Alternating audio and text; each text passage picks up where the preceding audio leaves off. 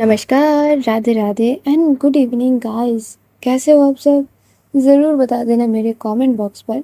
और आज हम सुनेंगे हमारी स्टोरी सूफियाना इश्क। तो गाइस, स्टोरी में जाने से पहले ना मैं तुमसे एक स्टोरी शेयर करती हूँ अपनी खुद की, जो कि मेरे साथ कल घटित हुई। ठीक है, तो स्टोरी ये है कि ये स्टोरी वही रिलेट कर पाएंगे जो कि आंखों पे चश्मा लगाते हैं। भाई क्या गज़ब का एक्सपीरियंस था। मतलब जितने दिन गुजर रहे हैं मैं अपनी ही लाइफ से नया नया चीज़ें सीख रही हूँ, और वो भी मेरी आंखों से रिलेटेड।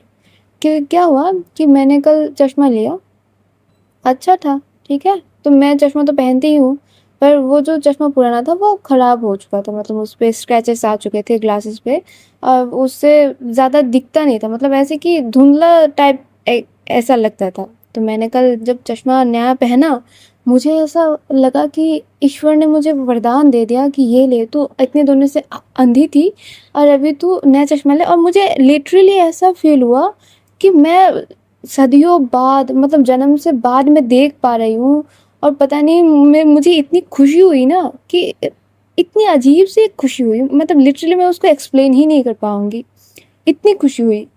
तो जो जो भी चश्मा पहनते हो आज कमेंट में ज़रूर बताना है कि ऐसा आपने कभी भी फील किया कि नहीं, कि नया चश्मा बनवाया और उसके बाद जब भी उसको पहना ऐसा लगा कि हाँ भाई, ये क्या हुआ, माँ, माँ मैं तो देखने लगा, ऐसा टाइम। मतलब कल वो डायलॉग जो है वो मेरी ज़िंदगी के साथ एकदम से जुड़ गया कि लगो कि हाँ ऐसा तो है, ऐसा होता है, लिटरली ऐसा होता है। मतलब इतनी मज़ा आया ना मुझे कल चश्मा पहन के, कभी नहीं आया इतना मज़ा। तो जो जो भी चश्मा पहनते हो ज़रूर कमेंट में बता के जाना। तो अभी चलो हम चलते हैं हमारी स्टोरी की तरफ, जिसके लिए हम इतना ज़्यादा बेताबी से इंतज़ार करते हैं। ठीक है, और हाँ सॉरी कि वो सुबह नहीं आया, अभी शाम में आ रही है ना, तो अभी सुन लेते हैं। ठीक है, तो पिछले पार्ट में हमने क्या देखा था? पिछले पार्ट में हमारी चांदनी जी के जो चूड़ा पहनाई की रस्म थी वो हुई, और इसके बाद हमारी चांदनी जी चली गई, दूसरे घर में शिफ्ट हो गई क्योंकि शादी की वजह से।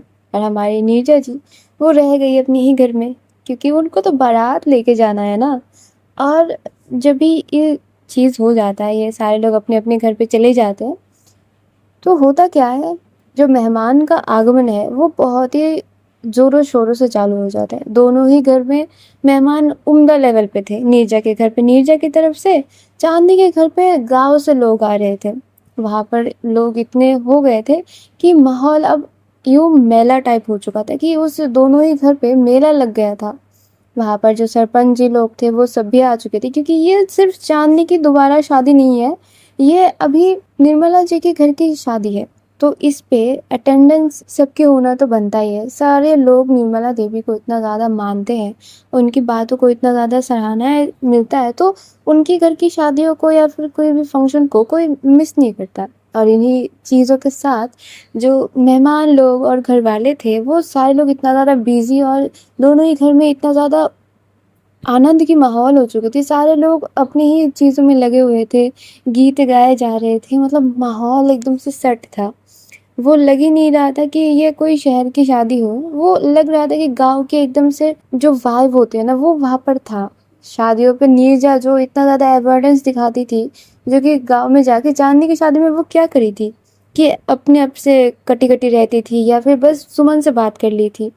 और अभी अपनी शादी में वो मस्त दिल खोल के एंजॉय कर रही थी, अपनी ही शादी में सबके साथ बैठ के वो गीत सुन रही थी, जहाँ पे महर, शुचि, मीत सारे लोग एंजॉय कर रहे थे, वो भी उन सबके साथ जाके नाच रही थी। मतलब अलग ही माहौल था।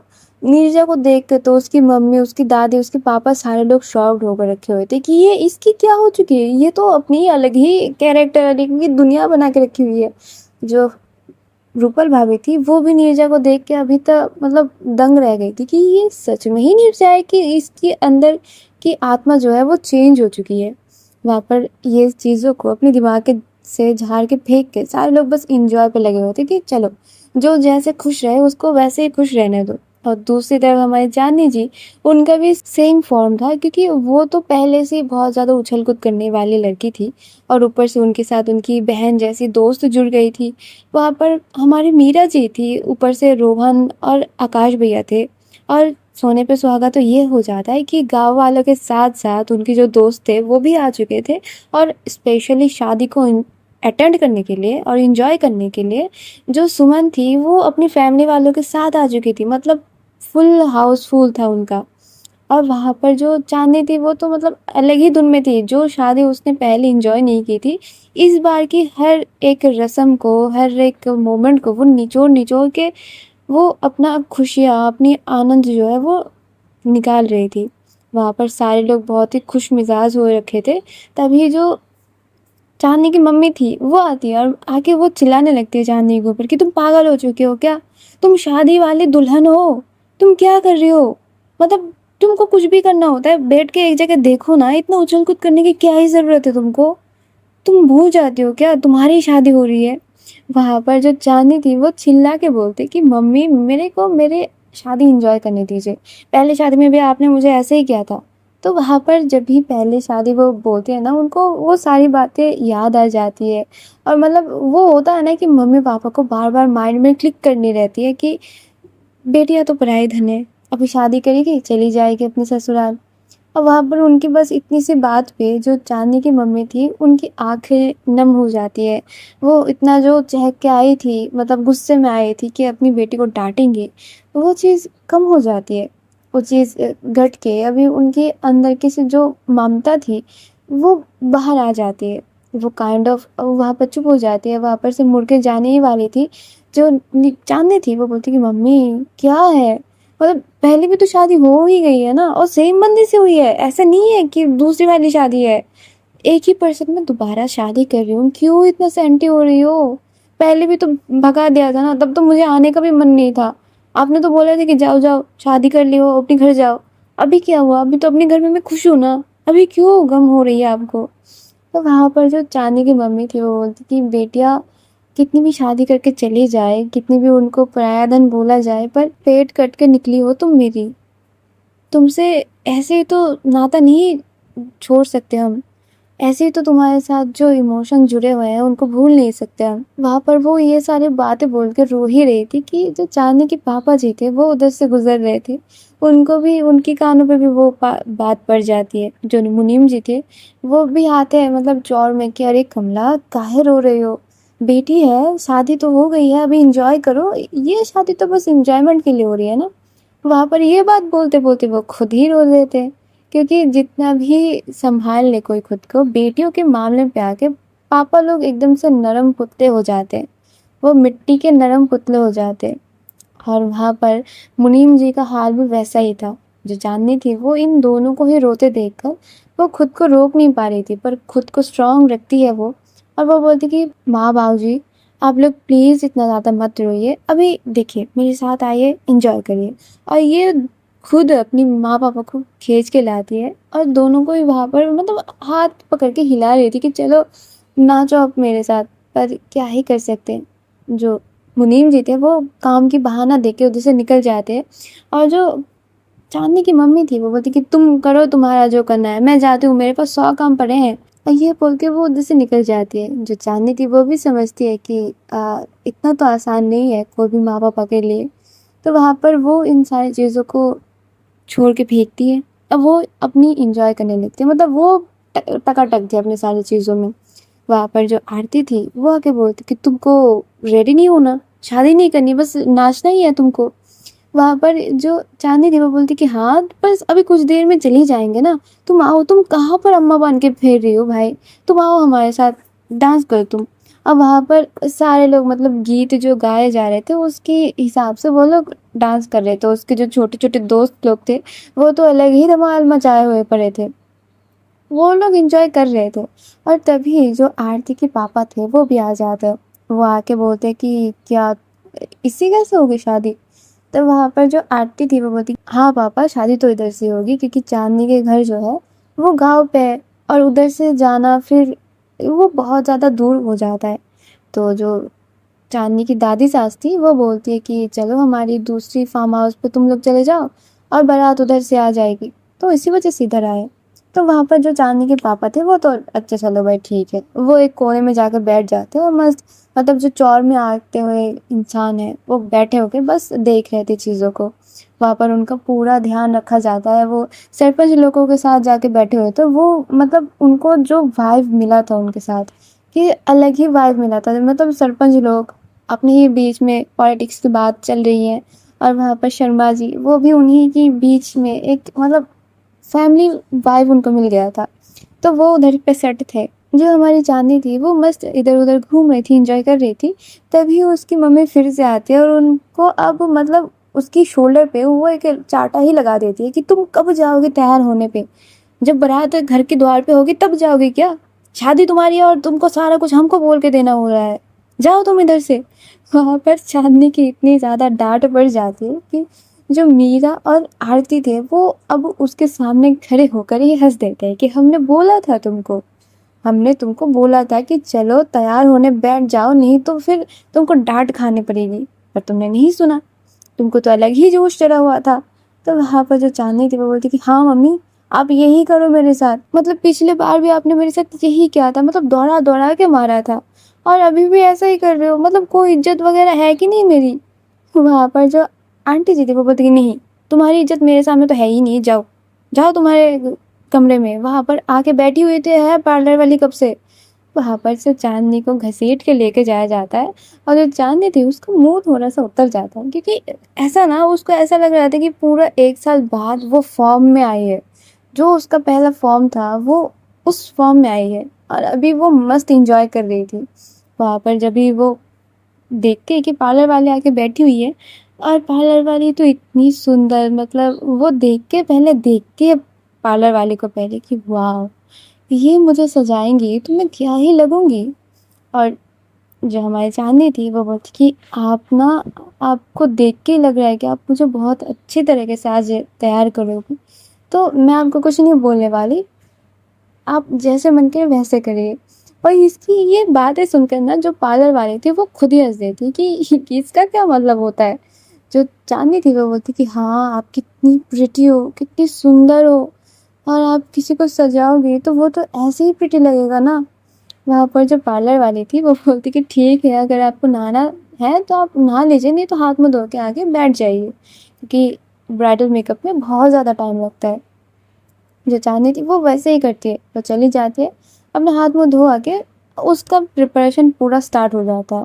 दूसरी तरफ हमारी नीरजा जी और उनकी नीरजा मंडली, वो अलग ही बिजनेस थे उनके अंदर, मतलब वो क्या बिजी थे सारे लोग, मतलब उस घर में जेंट्स बोल के बस नीरजा के पापा ही थे, और वो ही सारा काम देख रहे थे, और उनके साथ नीरजा वो जो घिसट पड़ी हुई थी, मतलब सारा काम उसकी शादी की वही कर रही थी। उसके साथ भाव्या भी थी। जो मीत थी वो तो अलग ही दुनिया में चल रही थी।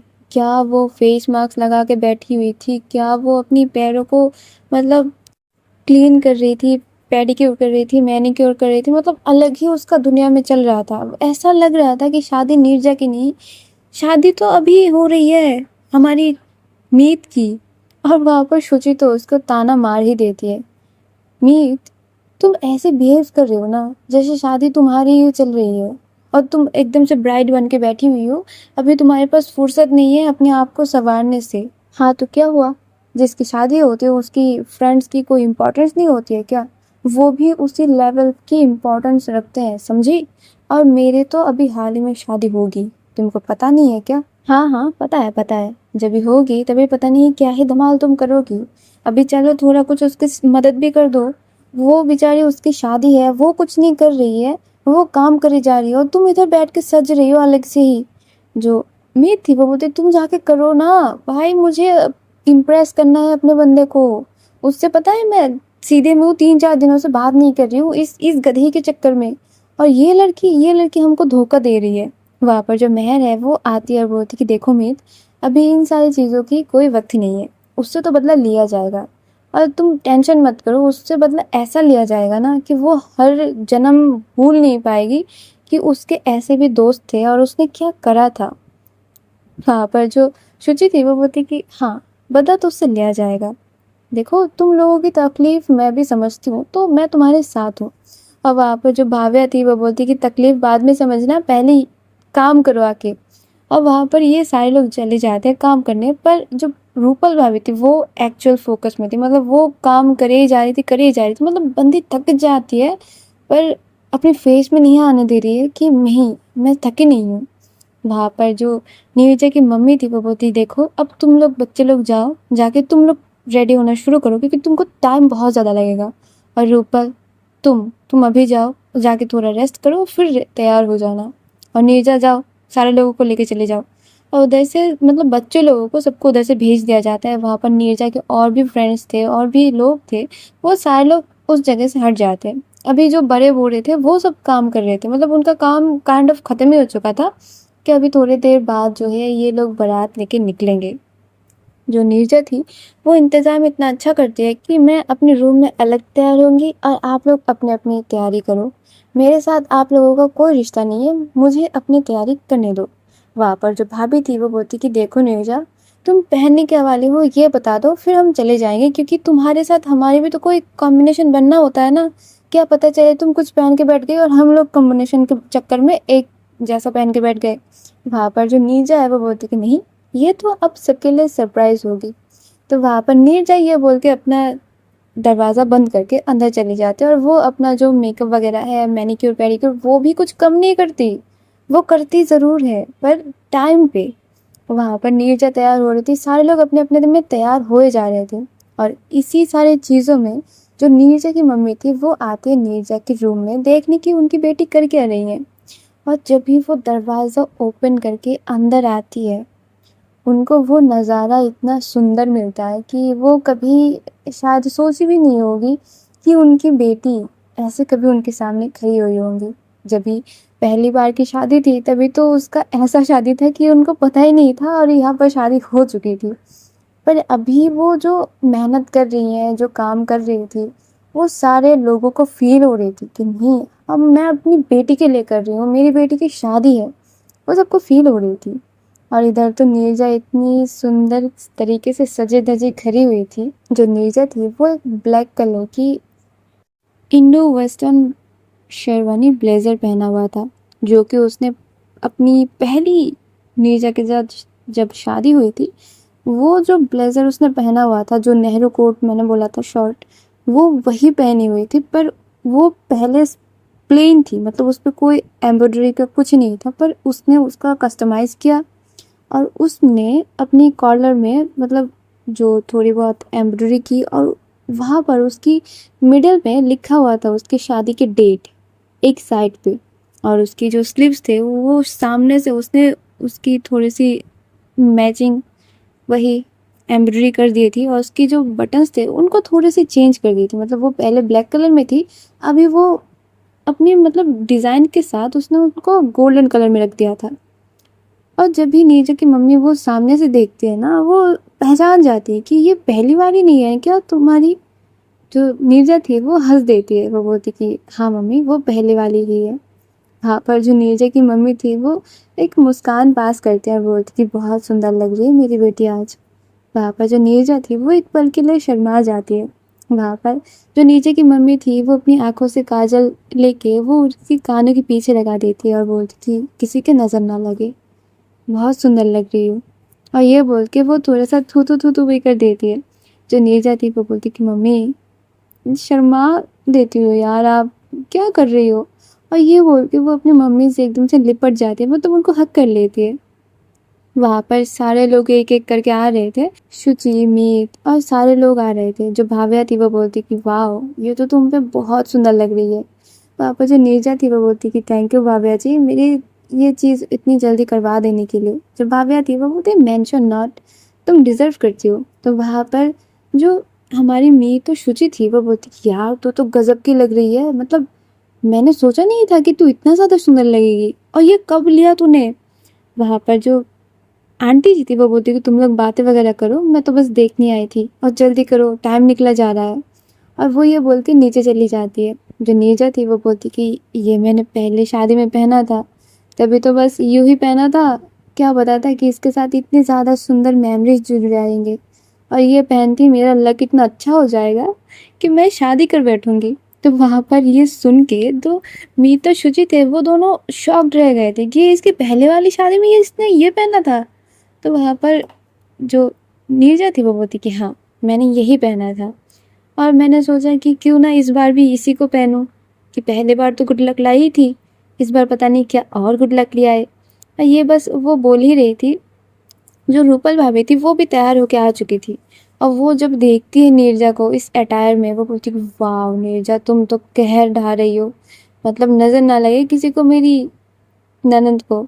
और ये बोल के वो भी मतलब थू थू थू थू फेल देती है। तो वहाँ पर जो नीरजा थी वो बोलती, क्या भाभी सारे लोग मिलकर मेरे मजाक बना रही हो क्या? जब भाभी थी वो बोलती कि इतनी सुंदर लग रही हो तुम, मजाक कैसे बनाए?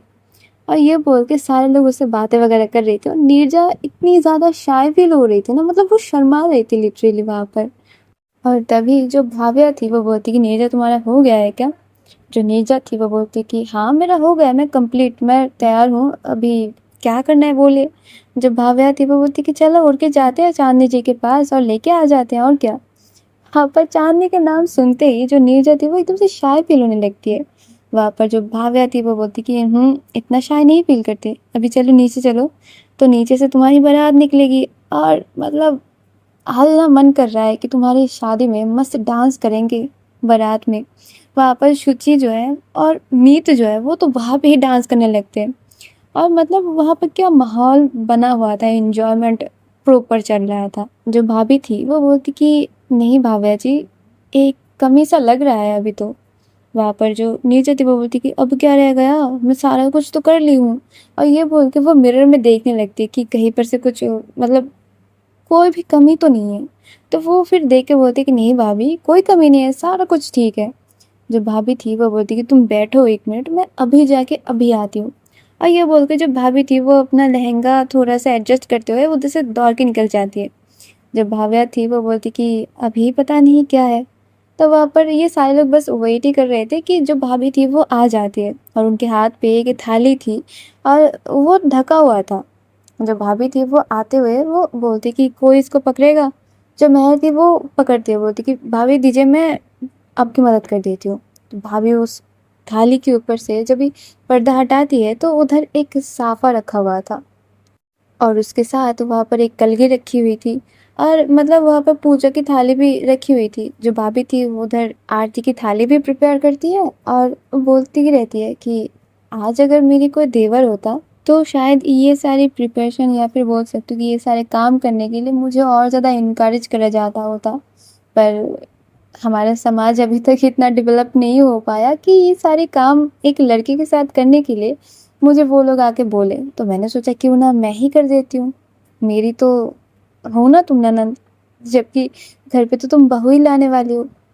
और ये बोल के वो नीचे की सर पे वो बालों को एडजस्ट करने लगती, क्योंकि बाल खुले रखे फिर वो कर नहीं पा रही थी, वो बार बार खुले जा रहा था। और वहाँ पर जो मेकअप आर्टिस्ट खड़ी हुई थी वो भी उनकी मदद कर देती है, नीचे के बालों को एडजस्ट करा जाता है, वो एक काइंड ऑफ बन बना दिया जाता है। और उसके बाद जो भाभी थी वो उसकी सर में अपने ही हाथों में वो साफा बांध देती है, उसके ऊपर जो वो कलगी थी वो लगा देती है, फिर उसकी आरती उतारा जाता है, वहाँ पर उसको टीका भी करा जाता है। वो बोलती कि हमेशा इतनी ही खुश रहो, इतनी सुंदर रहो, एकदम मन मुताबिक रहो। और वहाँ पर ये बोल के वो नीरजा को साइड से हक करती है। नीरजा की आंखें एकदम से भर आती हैं। वो बोलती कि भाभी आप बेस्ट हो, आप लिटरली बेस्ट हो। भाई की तो क्या बोलूँ मैं, उसकी तो बल्ले बल्ले हो चुकी है। वहाँ पर जब भाभी थी वो बोलती कि तुम्हारी भी कुछ कम किस्मत अच्छी नहीं है, चांदनी बहुत अच्छी है। जो नीरजा थी वो रोते रोते शर्मा जाती है फिर से, और वो बोलती कि आप लोग क्या मुझे शर्माने के लिए मतलब कोर्स करके बैठी हुई हो क्या? वहाँ पर सारे लोग इतने जोर के हंस रहे थे कि ये लड़की आज हो क्या गया इसको। वहाँ पर जो सारे लोग मस्ती मजाक कर ही रहे थे, तभी जो भाभी है वो बोलती कि अभी मेरा नेक दो, क्योंकि मैंने तुमको साफा बांधा है तो अभी उस चीज़ का नेक दो। जो नीरजा थी वो अपनी ही पॉकेट से बस अपने हाथों में जो आता है वो रख देती है। वहाँ पर जो भाभी थी वो बोलती कि वाह, मतलब पहले पता होता तो और तामझाम करती मैं, मतलब मुझे क्या पता था कि बस इतने में ही एक गड्डी मिल जाएगी।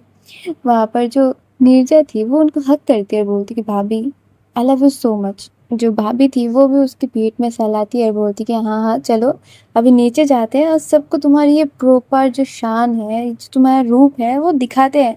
और मम्मी ने काला टीका लगाया ना, वो बोलती कि हाँ भाभी अब चाहो तो आप भी लगा सकती हो। और ये बोल के वो हंस देती है। जो भाभी थी वो बोलती कि नहीं चलो नीचे चलो, और ये सारे लोग जाते हैं नीचे। नीचे नीरजा आगे थी, सारे लोग उसकी साइड से आ रहे थे और ये जो बारात लग रही थी ना, मतलब प्रॉपर लग रहा था कि ये बंदी अभी एकदम रॉयल स्टाइल में चल रही थी। सारे लोग वो जो देखते हैं ना, उनकी आंखों में एकदम से तारे चमचमाने लगते हैं कि नीरजा इतना ज़्यादा ग्लो कर रही थी। और उसके साइड में जो उसके गन चले आ रहे होते, वो भी क्या लग रहे थे, एक से बढ़कर एक। जो शुचि थी वो नीचे लहंगा पहनी हुई थी, ऊपर बस चोली पहनी हुई थी और उसने अपने बाल शॉर्ट कर लिए थे। और बंदी इन्हीं चीज़ों में, और उसने मिनिमम ज्वेलरी रखी हुई थी, मेकअप भी एकदम से न्यूड मेकअप रखा हुआ था, इतनी सुंदर लग रही थी। और जो शुचि थी वो तो अलग लेवल की कहर ढा रही थी, मतलब अलग ही थे सारे लोग। सारे लोग, जो भाव्या थी उसने भी कुर्ता पजामा पहना हुआ था, उस ऊपर से जैकेट पहन लिया था, वो भी बहुत ज़्यादा सुंदर लग रही थी। जो भाभी थी वो तो भाई क्या बोले, लहंगा चोली ऊपर से घूंघट और उतनी रॉयल उन्होंने अपना मेकअप रखा हुआ था, वो पूरा इतना मस्त बारात लग रहा था। और ऊपर से जब भी उसकी माँ पापा और जुड़ जाते हैं, वो पूरा 100 में से 200 थे।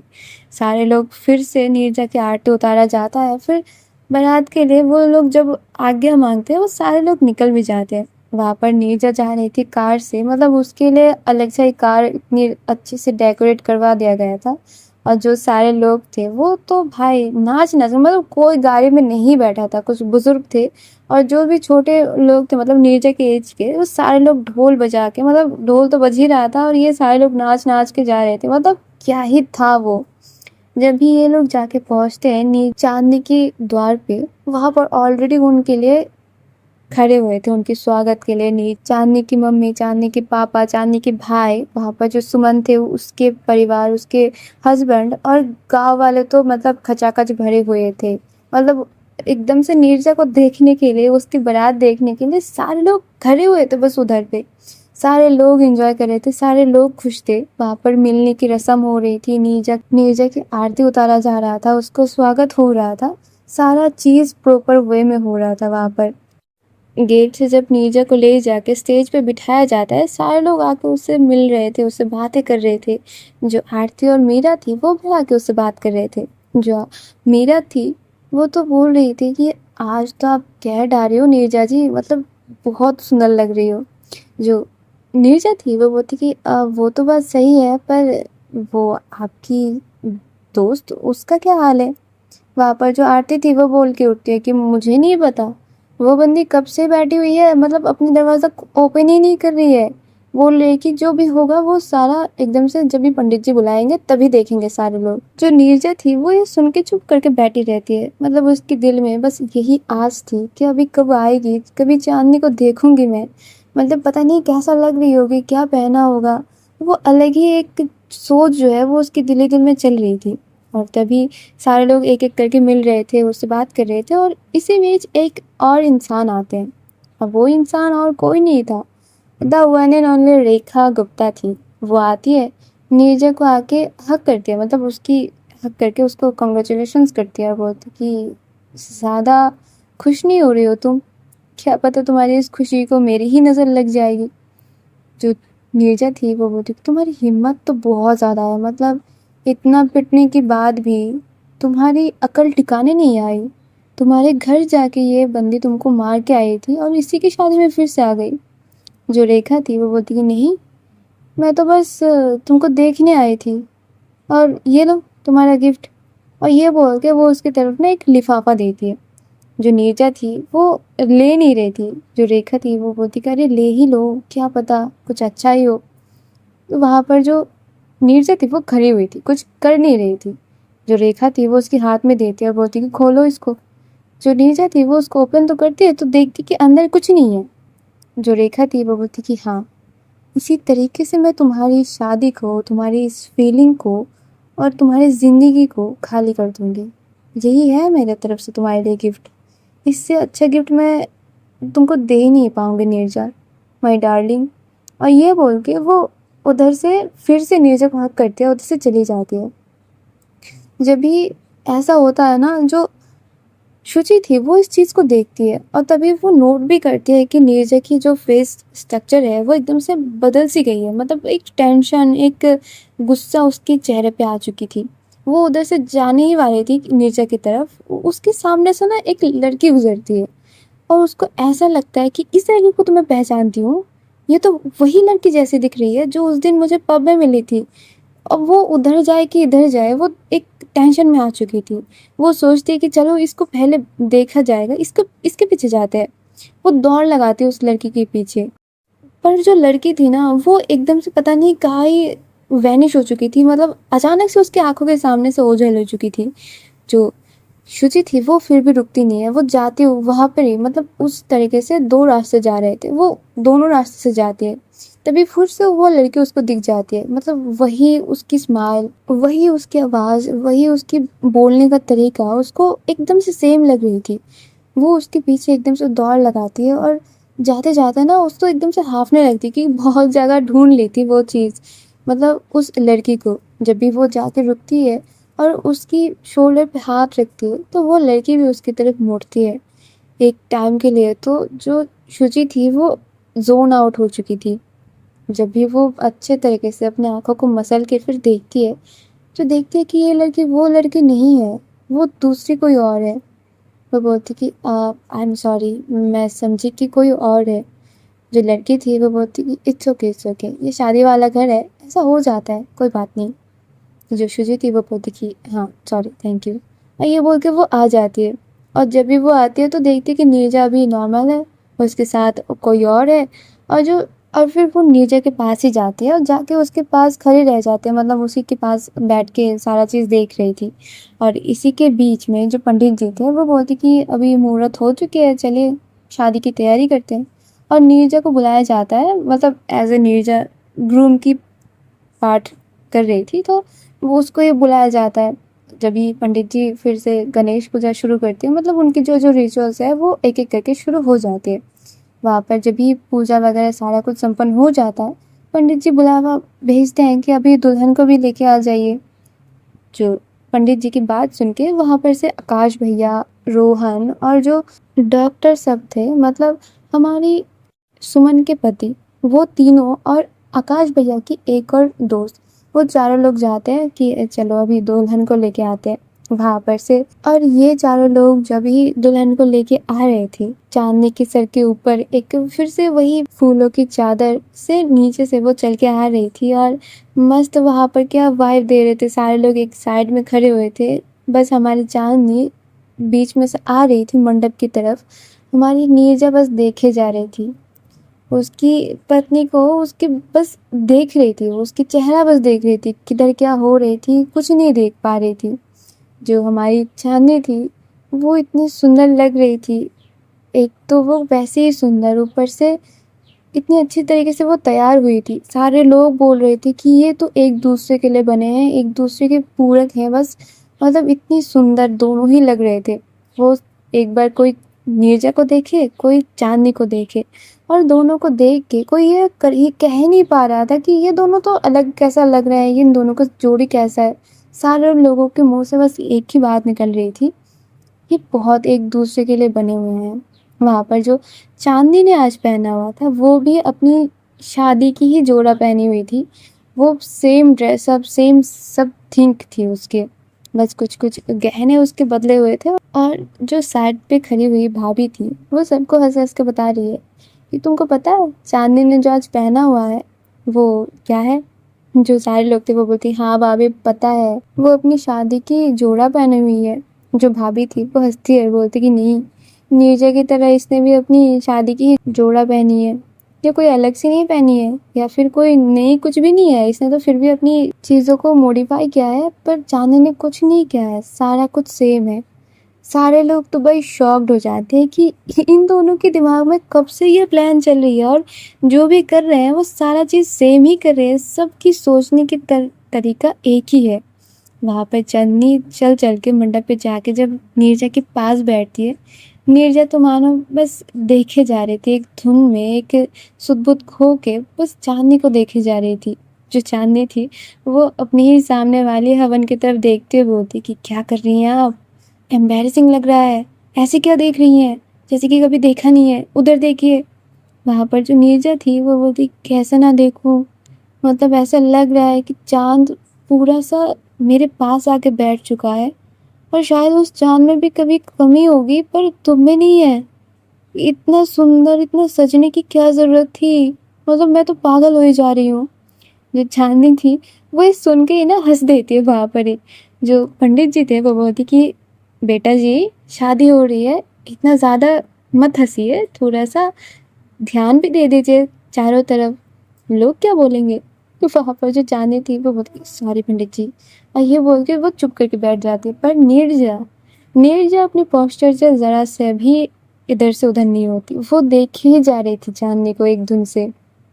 वहाँ पर जो पंडित जी थे वो अपनी जो पूजा पाठ है वो सारा कुछ कर रहे थे, और इन्हीं सारी चीज़ों में जो पंडित जी है वो बोलते कि अभी वरमाला की वक्त हो चुके हैं, दोनों लोग खड़े हो जाइए।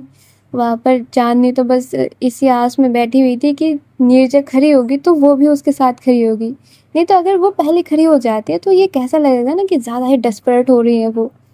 तो वहाँ पर जो नीरजा थी वो तो बस देखे जा रही थी चाँदनी को। जो चाँदनी थी वो अब नीरजा की तरफ देखती है और बोलती कि खड़ी हुई है ना, वरमाला की वक्त हो चुकी है, पंडित जी 3 बार बोल चुके हैं। जो नीरजा थी उसका ध्यान भंग होता है, वो बोलती कि हाँ हाँ पंडित जी खड़े होते हैं, खड़े होते हैं। और ये बोल के वो दोनों ही खड़े होते हैं। जब ये चाँदनी नीरजा को देखती है उसके तो मानो कि आंखें एकदम से चौंधिया गए थे कि क्या देख रही हूँ। मतलब नीरजा अलग ही उसकी सुंदरता थी, वो दोनों अलग ही सुंदर लग रहे थे। सारे लोग इतना सुंदर लग रहे थे, सारे लोग ही सजे धजे थे, पर ये दोनों अलग ही ऑरा में थे, अलग ही वाइब दे रहे थे। जो चाँदनी थी वो भी अपने आप को रोक नहीं पा रही थी नीरजा को देखने से। दोनों को ही बोलना पड़ रहा था बार बार कि अरे भाई माला पहना दो एक दूसरे को। वहाँ पर ना होते हुए भाभी को ही आना पड़ता है कि तुम लोग क्या कर रहे हो, कभी देखे नहीं एक दूसरे को, सारे लोग हंस रहे हैं तुम पे।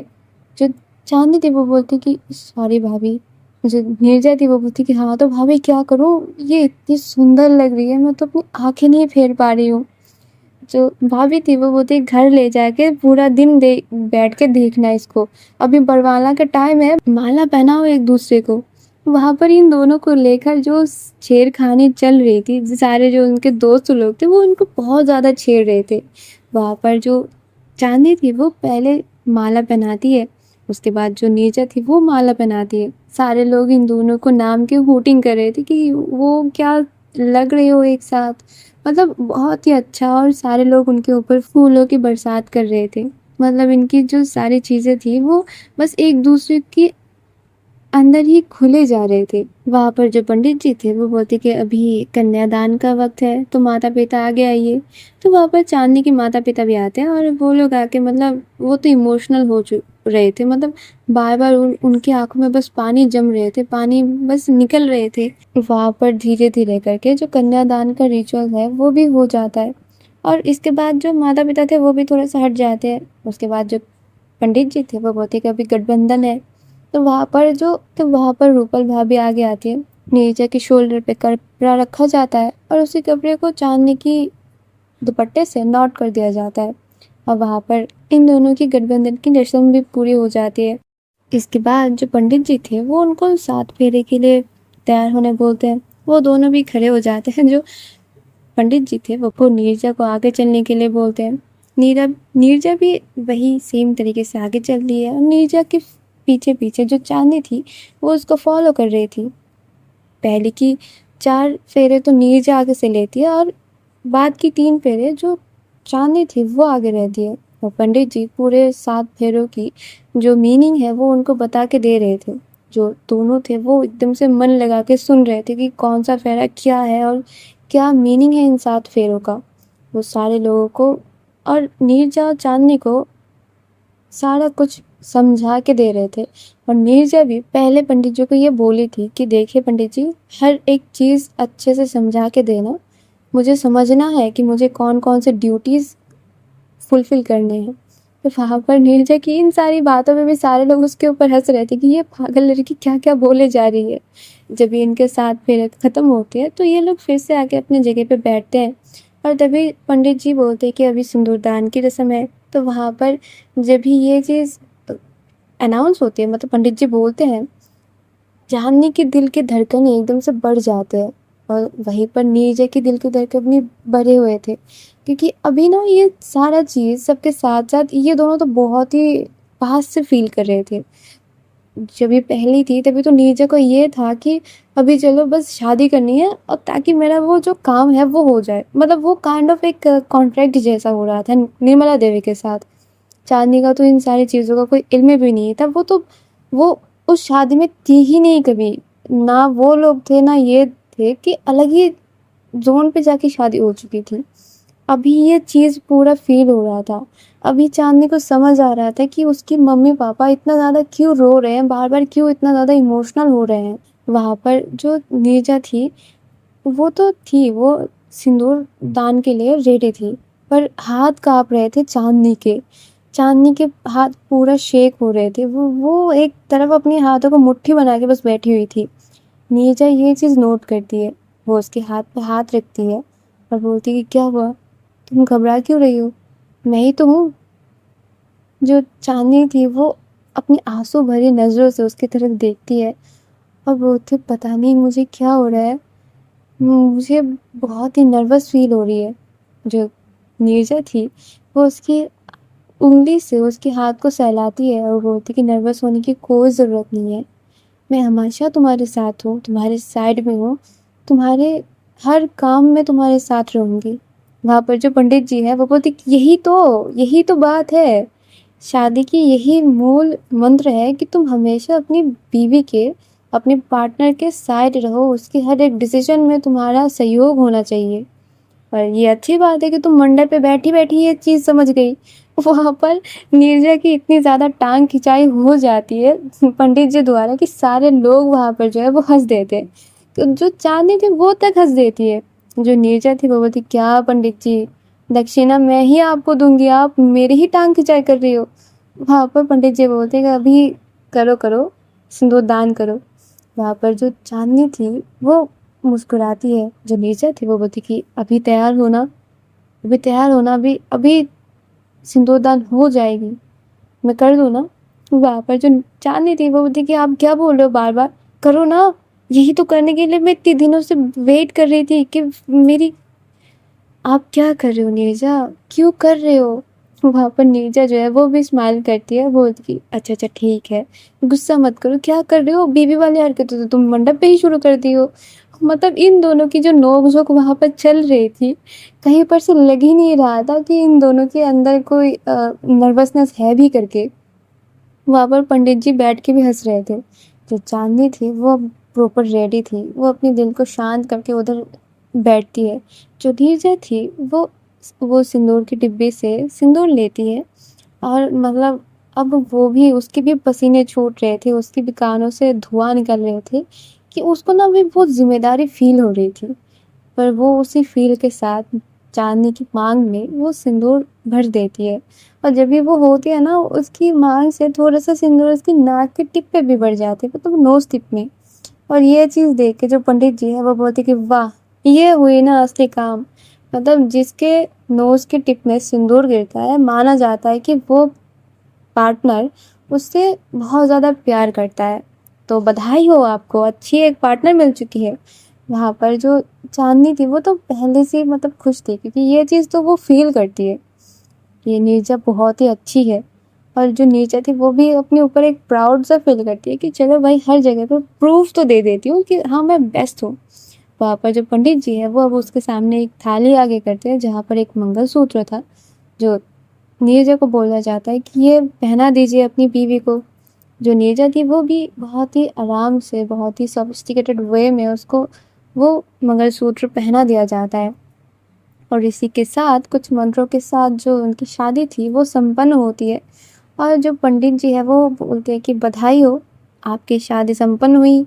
ज़िंदगी भर ऐसे ही हँसते खेलते रहिए और अपनी बीवी की बात मानते रहिए। जो बोले उसी को ही कान आँख नाक मुंह बंद करके बस कर दीजिए, तो जो शादीशुदा जीवन है आपकी वो सुखी रहेगा, आयुष्मान भव।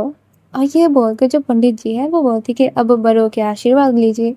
तो वहाँ पर ये दोनों ही उठते हैं और पहले पंडित जी से ही शुरू करते हैं, फिर अपनी माँ पापा की, दादी की, और जो भी वहाँ पर बड़े लोग थे वो सबको प्रणाम करा जाता है। और ये सारा चीज़ तो हो रही थी मंडप पे बैठे बैठे ही। पर हद तो तब हो जाती है कि जब नीरजा और चांदनी मंडप से उतारने को होते हैं, तभी चांदनी के तो जूते ठीक थे पर नीरजा के जूते नहीं मिल रहे थे। वहाँ पर जो नीरजा थी वो बोलती कि अरे मेरे जूते किधर गए। वहाँ पर जो मेहर और उसकी मंडली थी वो बोलती कि हमको क्या पता तेरे जूते किधर गए।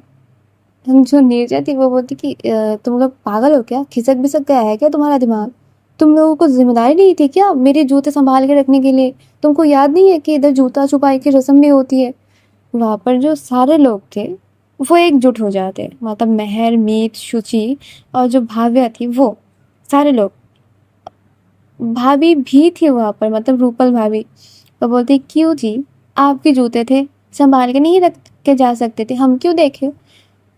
नीरजा को इतना बड़ा झटका लगता है ना उधर कि क्या बोल रहे हो तुम लोग, मेरा मेरा ग्रुप छोड़ के चले गए हो क्या।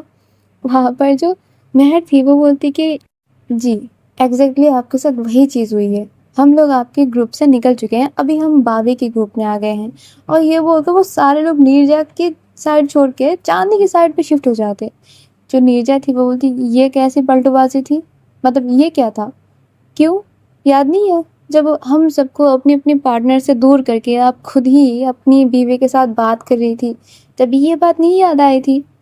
वहाँ पर नीरजा अपनी माथा पीटे कि ये क्या बोल रही है, मतलब सीरियसली उस चीज़ का बदला तुम लोग यहाँ पर आके निकल रहे हो। वहाँ पर जो मेहर, शुचि सारे लोग अपनी एटीट्यूड में आ जाते हैं, बोलते कि हाँ यही यही चीज़ के लिए, यही वक्त के लिए हम बैठे हुए थे कि तुम कब ऐसे फंसोगी। वहाँ पर जो आरती लोग थे वो तो जूता लेके हाजिर, क्योंकि उनके सामने से कोई भी कुछ भी नहीं हुआ था, मतलब सारे लोगों के लिए जो रोड था वो एकदम से क्लियर था, सबको ऐसे आसानी से आके नीरजा के जूते चूरे करके ले गए थे। और अभी तो ये सारे लोग उनके ही ग्रुप में आ चुके थे। तो वहाँ पर जो आरती थी वो बोलती कि हाँ तो नीरजा जी, जूता चाहिए तो पैसे तो देने पड़ेंगे, मतलब प्रॉपर जेब ढीली करनी पड़ेगी। वहाँ पर जो नीरजा थी वो बोलती कि हाँ कर क्या सकते हैं, जब दोस्त ही दुश्मन बन जाए तो अपना जेब ढीली करनी ही पड़ेगी, क्योंकि हमारे लिए तो बात करने को कोई आएगा नहीं।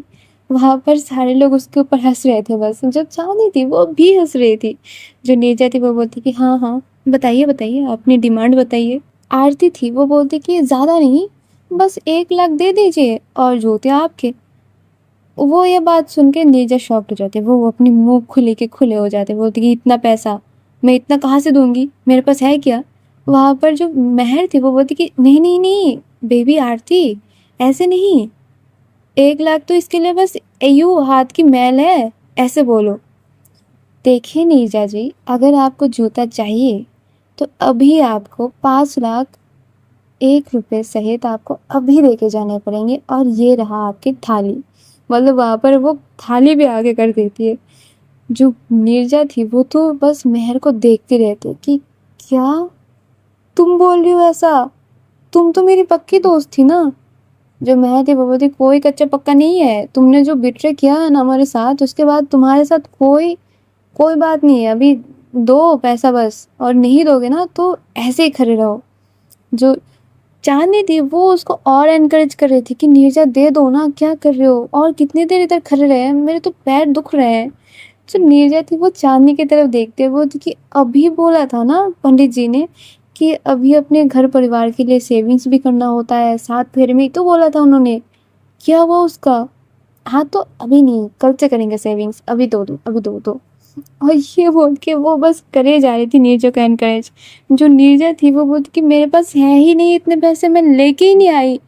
5 लाख, पागल हो गए हो क्या तुम लोग, 1 लाख के अलावा मैं कुछ नहीं दे सकती, मेरे पास है ही नहीं, मतलब कुछ भी। वहाँ पर जो आरती थी वो बोलती कि ठीक है नीरजा जी कोई बात नहीं, तो फिर शादी तो हो ही गई है, तो फिर आप अपनी बारात लेके फिर से घर चले जाइए, और हमारी दीदी मतलब हमारी बेस्टी इधर ही रुकेगी, ऐसा हमारी कोई वो नहीं है मजबूरी। हम हमारी बहन को अपने घर रख लेंगे, कोई बात नहीं, वो हमको बहुत ज़्यादा प्यारी है। तो आप जा सकती हैं, अगर आपको इतने पैसे मतलब इतनी छोटी सी अमाउंट आप नहीं दे सकते तो आप जा सकते हैं नीरजा जी। हमारी बहन इतनी भी वो नहीं है कि हम इतने कम पैसे में उनको भेज दें, इतनी ही कम पैसे में नहीं ले जा, हम हमारी बहन को ऐसे नहीं देंगे। बस बात ख़त्म। वहाँ पर सारे लोग नीरजा की हालत पे बस हंस रहे थे। जो नीरजा की दादी थी निर्मला देवी, वो भी बोलती कि हाँ हाँ नीरजा, इतनी आसानी से तुम दुल्हन घर पे ले जाओगी, वो ऐसे तो नहीं हो सकता। अगर तुमको लेके जाना है दुल्हन अपने साथ तो देना तो पड़ेगा, जेब तो अपने ढीली करनी होगी। वहाँ पर जो भाभी थी वो बोलती कि हाँ हाँ नीरजा, ये तो तुमको करना होगा, तुमको याद नहीं था तुम्हारे भाई के साथ क्या हुआ था। वहाँ पर जो नीरजा थी वो बोलती भाभी आप भी, मतलब तभी तो बोल रही थी कि तेवर एंड ऑल, अभी क्या हुआ। हाँ तो तुमने भी तो मतलब किया है ना हमारे साथ बिट्रे, तो तुम्हारे साथ भी तो होना चाहिए। वहाँ पर नीरजा बस यही मोल भाव पे लगी हुई थी कि अरे नहीं नहीं ऐसे नहीं हो सकता भाई, तुमने पहले जो बोला था कि 1,01,000 वही ले लो, उसमें मैं कोई कटौती नहीं करूँगी। जो सारे लोग थे मेहर समेत, सारे लोग बोलते कि नहीं नहीं अभी तो तुमको 5,01,000 ही देना जाना होगा। वहाँ पर नीरजा इतनी बुरी फंसती है कि वो ना इधर जा सकती थी ना उधर जा सकती थी। जो चांदनी थी वो बीच में से बोल के उठती है, क्यों, आपको क्या तकलीफ हो रही है, मतलब आपको मैं इतनी सस्ती लगती हूँ, इतने सस्ते में निपट जाऊँ मैं, दीजिए अभी आप पूरा देंगी। वहाँ पर जो नीरजा है वो बोलती कि पर मेरे पास कुछ है ही नहीं, मैं उतने पैसे लेके ही नहीं आऊँगी, कहाँ से दूँ मैं तो। जो चांदनी थी वो बोलती कि मुझे नहीं पता, अगर मेरे दोस्त लोग, मेरी बहनें मांग रही हैं तो वो तो आपको देना होगा अभी। और तभी जो आकाश भैया थे उनकी एंट्री होती है, मतलब पूरे शादी में वो कहीं पर ही नहीं थे, गुम थे, इतने काम था उनको, मेहमान को देख रहे थे और क्या क्या नहीं कर रहे थे। लास्ट में वो आके एंट्री लेते हैं और वो भी एकदम से धांसो एंट्री। उनको देख के नीरजा को थोड़ी सी होप मिल रही थी कि यार चलो चलो मेरा भाई आ चुका है, वो तो मुझे बचा ही लेगा। पर वो आके अपना हाथ जब आगे करता है, नीरजा तो वो देख के शॉक्ड हो जाती है। वो समझ जाती है कि इधर अब कुछ करने को है नहीं बाकी, उसको जो करना होगा वो करना ही होगा। तो दिल पे पत्थर रखते हुए नीरजा जी ने फिर वही किया। वो अपने भाई के हाथ से वो चेक लिया, क्योंकि जो आकाश भैया थे और वो बोलते कि ये लो चेक, ये तुम्हारी ही अकाउंट का चेक है और इस पे साइन करो और दे दो इनको, ले लेंगे, पैसे की क्या ही ज़रूरत है जब बैंक है तो। मतलब सारे लोग मिलकर नीरजा को ऐसे दबोच के लिए थे कि नीरजा की बच के निकलने की कोई आसार ही नहीं थे वहाँ पर। जो नीरजा थी वो अब मतलब फटे हाल हो चुके थे उसके, उस मतलब वो उनको पैसे ना दे ऐसा हो ही नहीं सकता था। थक हार के वो वही करती है, उन लोगों को चेक फाड़ के दे देती है कि चलो भाई जीत गए तुम लोग। और वो 1 रुपया वो है मेरे जेब में, दे दूँ क्या बाहर निकाल के। जो सारे लोग थे वो हंसने लगते, बोलती कि हाँ हाँ जेब में जितने हैं वो भी दे दो। वहाँ पर जो नीरजा थी वो बोलती कि क्या मतलब, अभी दिए तुम लोगों को चेक, तुम लोग क्या बोले जा रहे हो। वो बोलती कि नहीं, जेब ढीली मतलब ढीली। वहाँ पर नीरजा की जेब में 1,01,000 था, क्योंकि उसको पता था कि इतने इससे ज़्यादा नहीं जाएगा। उसके तो कट गए थे, मतलब उसकी जो पतंग थी वो एकदम से कट चुका था। तभी उन लोगों को ले जाया जाता है जहाँ पर सारा चीज़ डेकोरेट था, और वहाँ पर उनको बिठाया जाता है खाना खाने के लिए, और उनके साथ सारे लोग भी खाना खा रहे थे। और जिनको भी ऐसा लग रहा होगा कि शादी का खाना क्या था तो अपने अपने हिसाब से खाना बना के घर पे खा लिया जाए, वही आप लोगों के लिए नीरजा और चांदनी की तरफ से खाने का मेन्यू होगा। अभी कोई करेला की सब्जी खाए कि पनीर कोफ्ता खाए वो अपने ऊपर, जो जिसका मन है वो खा ले। तो इसी के साथ आज की स्टोरी इधर ही ख़त्म करते हैं हम, और मिलेंगे कल। तब तक के लिए अच्छे भले रहो और ज़रूर बता देना कि इन दोनों की शादी तुमको कैसी लगी। ठीक है, तब तक के लिए tata bye bye, Radhe Radhe.